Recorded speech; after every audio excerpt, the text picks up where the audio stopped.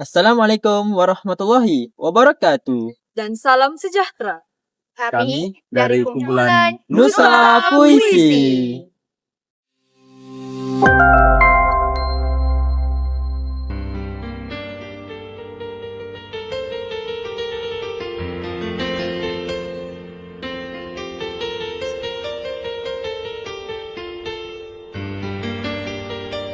Jika kamu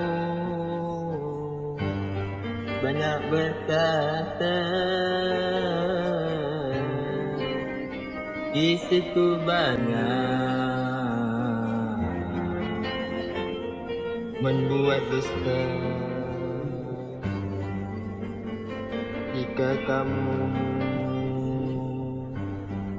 banyak bercakap, tanda fikiran kuranglah lengkap. Jika kamu banyak berkata, kecamilan kamu terang dan nyata. Jika kamu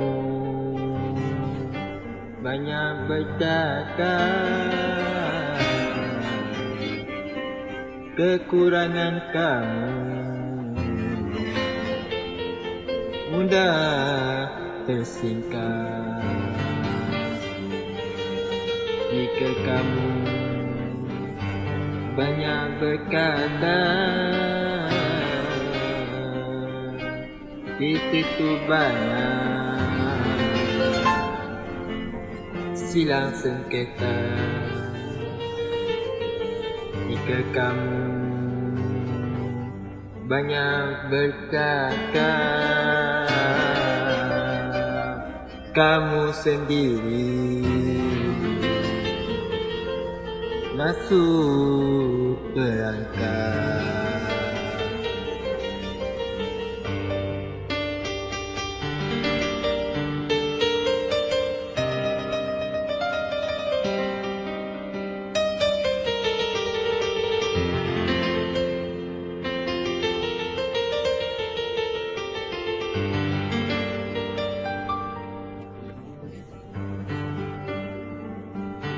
Jika kamu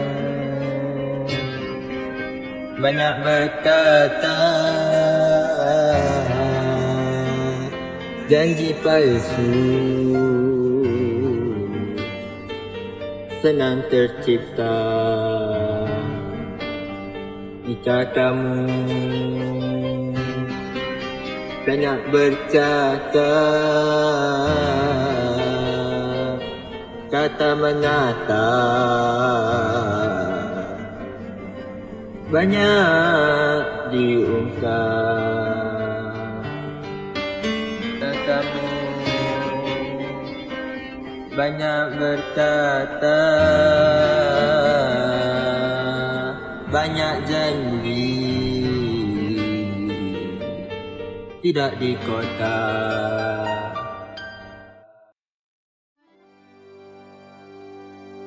Assalamualaikum warahmatullahi wabarakatuh. Jadi saya akan sambung kepada nilai dan pemikiran gurindam yang bertajuk Pelihara Lidah karya Roslan Madun. Okey, baik. Jadi kita akan masuk kepada nilai dalam gurindam Pelihara Lidah. Kenapa kita perlu belajar tentang nilai? Kerana nilai mengandungi manfaat yang boleh kita hayati dalam kehidupan harian kita. Jadi, gurindam Pelihara Lidah ini mempunyai banyak nilai yang boleh kita ambil iktibar. Antaranya ialah nilai berfikiran jauh, iaitu mendorong seseorang berfikir sebelum bercakap. Yang kedua ialah nilai pengendalian diri, iaitu seseorang perlu mengawal lidahnya daripada bercakap dusta. Seperti mana atuk nenek kita pernah berpesan dahulu bahawa kerana mulut badan binasa. Okey, baik. Yang ketiga ialah nilai menghormati antara satu sama lain, iaitu menunjukkan pentingnya menghormati orang lain melalui tutur kata yang baik. Sebagai contoh, apabila kita menyapa sesiapa, kita perlu dah menyapa dengan sopan santun dan bercakap dengan baik. Jadi kesannya kita dapat mengeratkan hubungan silaturahim dan menunjukkan bahawa kita menghormati dia. Dan yang keempat ialah nilai pemikiran matang, iaitu terlalu banyak bercakap boleh menggambarkan kurangnya kematangan dalam berfikir. Jadi di sini boleh dikatakan bahawa apabila kita banyak bercakap, itu menunjukkan bahawa percakapan kita banyak perkara yang sia-sia, percakapan yang kosong, tidak bermanfaat. Jadi kita perlulah melimitkan atau menhadkan percakapan kita agar kita matang dalam apa yang kita lakukan. Selain itu, apa yang kita cakap, apa yang kita lontarkan, itulah yang menunjukkan imej kita, itulah yang menunjukkan personaliti kita. Jadi kita perlulah menjaga cara kita bertutur, cara kita bercakap dengan orang lain agar ini supaya kita dapat menunjukkan personaliti yang bagus. Okey, baik. Seterusnya kita akan lihat kepada pemikiran dalam gurindam pelihara lidah. Yang pertama ialah pemikiran tentang kesan lidah terhadap diri dan masyarakat. Rasulullah Madun menekankan bahawa lidah yang tidak dikawal boleh merosakkan hubungan sesama manusia dan mencetuskan permusuhan. Kedua ialah pemikiran tentang tanggungjawab terhadap perkataan sendiri. Rasulullah Madun ingin menyedarkan pembaca bahawa setiap ucapan mencerminkan akhlak seseorang dan akan dinilai oleh Allah Subhanahu Wa Taala. Yang ketiga ialah pemikiran tentang tanggungjawab terhadap nilai dan akhlak. Gurindam ini mengajak masyarakat mengamalkan adab dan nilai Islam seperti bercakap benar, berlemah lembut dan menjauhi fitnah. Dan yang terakhir ialah pemikiran tentang kawalan diri dan hikmah. Seseorang yang berakal perlu mengawal lidahnya kerana lidah yang tajam lebih berbahaya daripada senjata. Indah sungguh warna pelangi, tidak luput hingga senja. Kelurah sama kita harungi, usaha bersama membawa bahagia. Beras segantang sudah disukat, lalu disimpan di atas parah. Andai seluruh masyarakat muafakat, negara damai, rakyat sejahtera. Sawah padi luas terbentang, kuning keemasan, indahnya maya. Percaya mempercayai, asas berpegang, barulah muafakat kekal selamanya. Harum sungguh bunga melati, hiasan sanggul amat memikat. Bertolak ansur, hormat menghormati, mengukuhkan perpaduan ikatan muafakat. Assalamualaikum warahmatullahi wabarakatuh. Saya Muhammad Azimi. Saya akan menerangkan nilai-nilai yang terdapat dalam pantun ini, yaitu pantun muafakat. Baiklah, pada rangkap kedua kita dapat lihat maksud pantun tersebut, yaitu bulat air kerana pembentung, bulat manusia kerana muafakat. Jadi kita boleh lihat nilai yang terdapat dalam pantun di rangkap kedua ini, itu nilai muafakat membawa kesepakatan dalam kalangan masyarakat, membawa kepada kesejahteraan dalam kehidupan. Seterusnya kita lihat pada rangkap ketiga, yaitu bergotong royong penduduk sekampung, hidup muafakat, hidup bahagia. Daripada maksud ini kita dapat mengesan nilai bekerjasama, yaitu sikap sentiasa bekerjasama memudahkan pekerjaan yang kita lakukan bersama. Seterusnya pada rangkap kelima, di bahagian maksud juga kita dapat mengesan nilai saling mempercayai, yaitu percaya mempercayai, asas berpegang, barulah muafakat kekal selamanya. Jadi maksud nilai saling mempercayai ini ialah persefahaman yang kekalan akan wujud sekiranya masyarakat saling mempercayai antara satu sama lain. Seterusnya pada rangkap ke-6 kita dapat melihat nilai hormat menghormati, yaitu bertolak ansur, hormat menghormati, mengukuhkan perpaduan ikatan muafakat. Jadi maksud nilai hormat menghormati ini ialah masyarakat yang berbilang kaum sentiasa diseru agar saling menghormati supaya kesejahteraan bersama akan wujud dan berkekalan.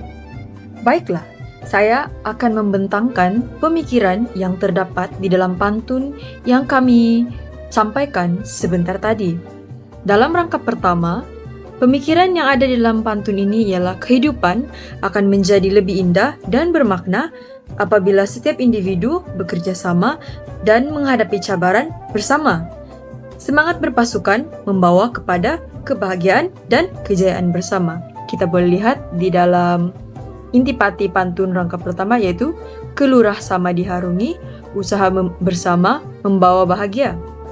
Di dalam rangkap yang kedua, kita dapat melihat bahwa pemikiran yang ada dalam rangkap ini ialah kekuatan dan kesempurnaan manusia bergantung pada perpaduan dan muafakat. Sama seperti air yang bulat, karena pembentung, masyarakat menjadi kukuh apabila bersatu padu. Bulat air karena pembentung, bulat manusia karena muafakat. Pemikiran dalam rangkap 3 adalah amalan gotong royong mencerminkan semangat muafakat dalam masyarakat. Kehidupan yang berasaskan kerjasama akan membawa kesejahteraan dan kebahagiaan bersama. Rangkap 3 pula, pemikiran dalam rangkap 3, muafakat bukan sahaja penting dalam komuniti yang kecil, tapi juga menjadi asas kestabilan dan kemakmuran sesebuah negara. Perpaduan rakyat menjamin keamanan negara. Andai seluruh masyarakat muafakat, negara damai, rakyat sejahtera. Di dalam rangkap 5, pemikiran yang terdapat dalam rangkap ini ialah kepercayaan antara ahli masyarakat menjadi asas utama dalam mengekalkan muafakat. Tanpa saling percaya, perpaduan akan mudah goyah. Percaya mempercayai, asas berpegang, barulah muafakat kekal selamanya. Dan pemikiran yang terdapat dalam rangkap terakhir yaitu rangkap 6 adalah sikap bertolak ansur dan saling menghormati amat penting untuk mengekalkan perpaduan. Toleransi menjadikan muafakat lebih kukuh dan hubungan masyarakat lebih harmoni. Bertolak ansur, hormat menghormati, mengukuhkan perpaduan, ikatan muafakat.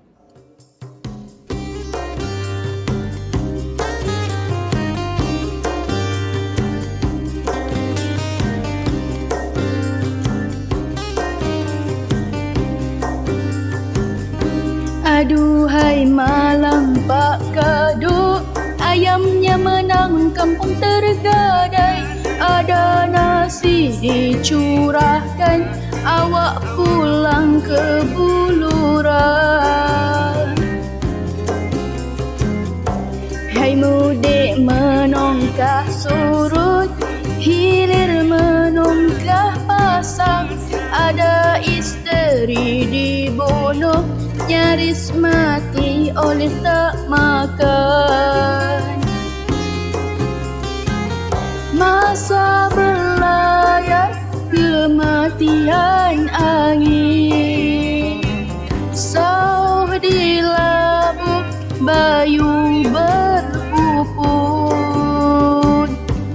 Ada rumah bertandang duduk. Aduhai malang Pak Kaduk. Baiklah, dalam seloka Pak Kaduk yang saya dendangkan sebentar tadi, terdapat beberapa nilai dan juga pemikiran dalam seloka tersebut. Saya di sini ingin menyatakan 3 nilai dan juga pengajaran ataupun nilai pemikiran yang ada dalam seloka Pak Kaduk. Antaranya, nilai kebijaksanaan. Dalam seloka ini, pengajarannya mengatakan kita perlulah berfikir sebelum membuat keputusan. Kerana Pak Kaduk digambarkan sebagai orang yang kurang bijak dalam melaksanakan keputusan kerana sanggup menukar ayam sabungnya dengan ayam raja sehingga akhirnya kampungnya tergadai. Yang kedua, kita ada nilai keinsafan dan penyesalan. Pengajarannya di sini, kita menyesal tidak berguna setelah kehilangan sesuatu akibat kecuaian tersendiri.